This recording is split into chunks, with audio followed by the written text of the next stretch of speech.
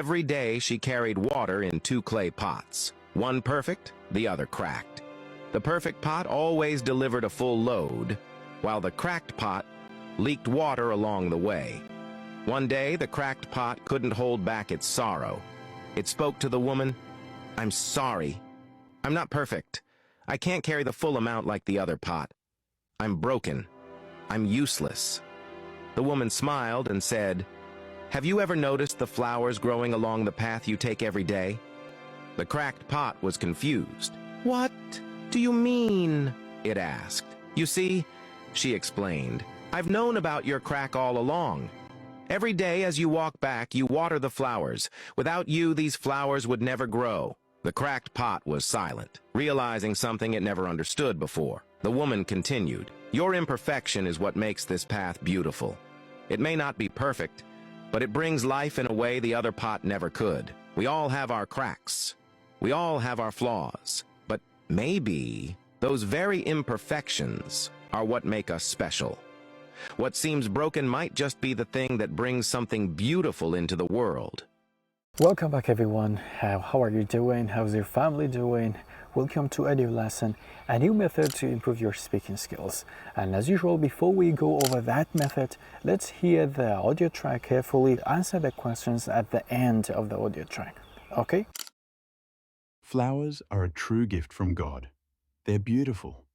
All of them. One of life's pleasures is looking at flowers. If you look at them really closely, it's amazing just how beautiful they are. Their colours are so rich and deep. I don't know of anything in the world more red than a rose or more yellow than a tulip. Flowers seem to be a big part of every culture. People give flowers as gifts, arrange them in their houses, grow them in their gardens.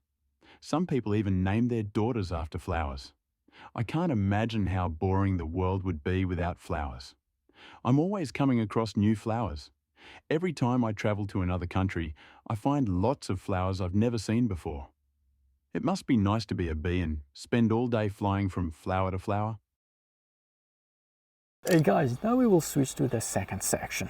And in this section, I will be sharing with you another technique to improve your speaking skills. And today's technique is really different from what we've studied before. And the couple last techniques were related to grammar, right? But today's technique is related to translation. And as you see, guys, I'm giving you, different techniques. Some people are interested in the grammar, where the rest of the people maybe are interested just in speaking. Give them a topic, give them some questions they want to talk about. They don't care about grammar at all. But this course is for everyone. So I have to design it in a way that everybody can enjoy it, everybody can benefit from it. Okay. What we will be doing here, guys, is like giving you a specific text, a story, something in Kurdish, and you need to translate it into English. And be careful, guys, the text needs to be in Kurdish, not in English, because I know that just having a text in English and translate it into Kurdish is going to be just like a piece of cake, right? It's going to be really easy for you. But what I want from you is to take that text in Kurdish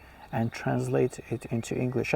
And for you, my students, I'm going to give you a very nice tip. If you are using different AIs for translation, like ChatGPT and Gemini, Cloud AI, or sometimes you may use DeepSeek, but there's one of the AIs that are really, really good for the Kurdish translation, and that AI is called Cloud AI. It's let's say it's owned by the Anthropic company, but it's really, really powerful when it comes to the Kurdish sovereign translation. It's magnificent. You try it once, and I'm sure that you will try it for the rest of your life. Yes, we've got plenty of, let's say, ChatGPT, we've got plenty of Gemini, Cloud, DeepSeek, but when it comes to the Kurdish translation, it's a monster. Believe me, it's like somebody who has lived in Sahalak of Slimani for years, or sometimes you say that in Eascan Street in Howley for years, or maybe even Zaho and Duho. So guys, now I'm going to give you some stories, some statements, some texts in Kurdish, and together we will translate those texts into English. And now there's a question might just pops up in your mind and say, okay, teacher, what texts should I get? Okay, well, how can I write a Kurdish text and translate it to English?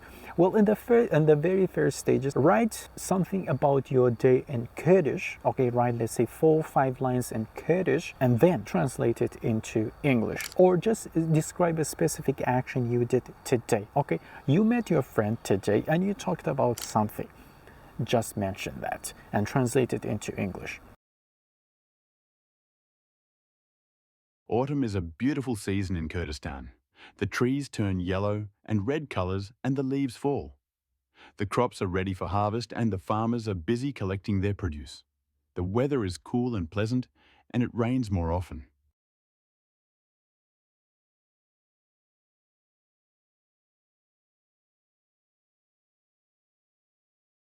I woke up early in the morning and drank a hot tea.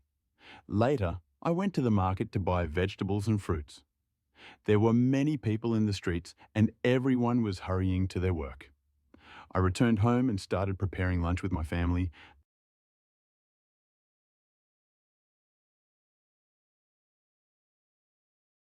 Studying and learning are the most important things in human life.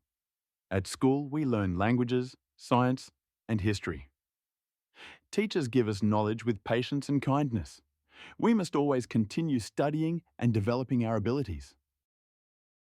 Okay guys, this was the translation technique, but again guys, be careful. You need to translate from Kurdish to English, not from English to Kurdish.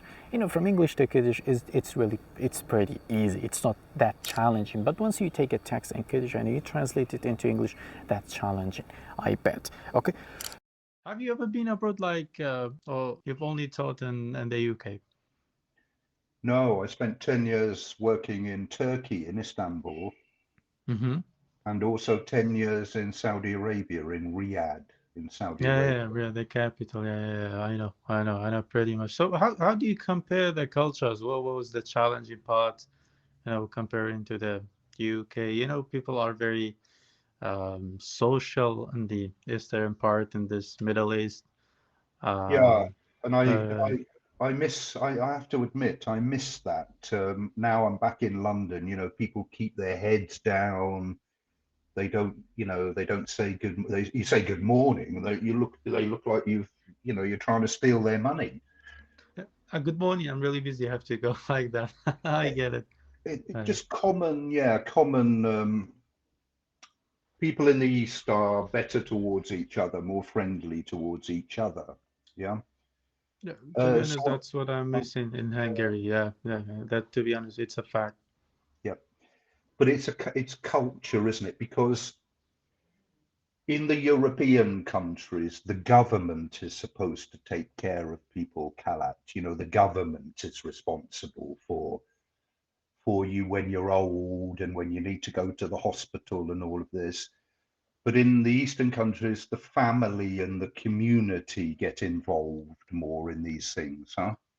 Yeah, exactly. You know, this is a very interesting topic. Once I was in Hungary, I told them that we need to, or that's a fact, we live with our parents until, they become elderly, or even after that. We look after them, we shop for them. We split up with them once we get married, and they were telling us, okay, after 18th, it's time for you to grow up. You have to have your own flat, your apartment, live in a different city, split up with your parents. I told them it's not about being split up. It's just about being culture, to respect your family, to live with them, until you get married. Once you get married, you can, split up, have your own flat. But until then, even if you are 28, I'm 28 years old. So, but when I come back to the Kurdistan region of Iraq, I still live with them because I'm not married. So it's kind of culture. It's not about growing up. You need to help your family. You need to live with them. Yeah. Yeah, and respect for people as well. You know, I think in Asian countries more that you respect older people. You know, modern society in Europe has no respect, Carla, for anybody. They don't. They just don't. They don't respect themselves. This is the problem. I agree. But and if you don't respect yourself, then how can you, be good to other people? But to be honest, I've been to the UK. Last spring I was in Manchester and Birkenhead and Liverpool. But people were very nice. I don't know. They were very nice. Even when I was going to a very convenient store, they knew that I'm not from the UK. They were telling me, "Why do you visit our country? Tell us about the interesting thing about our country. Tell us some differences. You will be back for how long are you going to stay?" It was nice, but yeah, I agree with you. Comparing both cultures, I still prefer some certain things about the Eastern culture. Although there are certain things I don't like about it, but overall, yeah, I agree with you. I mean, I think Hungary. I've only been to Budapest. It was a long time ago, but I mean, Hungary's a European country. It should be kind of okay to live there, Kalat, huh? Sort of okay, huh? I agree, sort of okay, but to be honest, it's not my, let's say, long plan to stay there. I'm currently like only 5 months left, and I will decide afterwards where to go. And where would you like to go? But to be honest, I'd like to stay in my academic field. I'd like to pursue my academic field, like working in the education field, higher education. That's what we call it, higher education. Yeah. To pursue my research, my papers, and so on. So you go back to Kazakhstan for that, or maybe No, Kurdistan in the Iraq. Kurdistan, sorry. Oh. I'm not sure. But there are plenty of jobs here in the Kurdistan region of Iraq. Even if I'll be back here, there are, let's say, empty slots to get into in the academic field. I had a load of students from Iraq. I was teaching them. They worked for PetroChina. CNPC, exactly. I was working for CNPC, China National Petroleum Corporation, for 2 years. Yeah, they were. It was down near sort of Basra area. I think. Called wireline. It's called wireline. You just lower down a wire, and then you'll inspect the formation. Where is the oil? Is the oil enough? Is it commercially feasible? Should we work on it? This is called wireline. So now we will switch to the pronunciation technique, and for today we will have another silent letter, and inshallah for the next lesson I may give you some pronunciation tips not related to the, let's say, silent letter. I'm going to give you other pronunciation tips, but this is going to be again on page 416, and it's related to the silent letter A. You know, even A is sometimes silent, especially when it is in kili syllable. Okay, we have kili syllable. You might pronounce it like kali, for example, artistically, but this is wrong. When you will find A in these kinds of syllables like kali, just silent the A and say artistically. Artistically, kili, artistically. Next, logically. It's not logically, logically. Then musically, physically, and critically. It's not critically, it's not physically, it's not musically. Be careful. You will say artistically, logically, musically, physically, critically. So this is where you will find the A letter silent. Okay, guys? So thank you very much. Now the next section is the movie suggestion section, where I will be suggesting to you a very nice movie to watch. So thank you very much for your time, and bye-bye until the next lesson.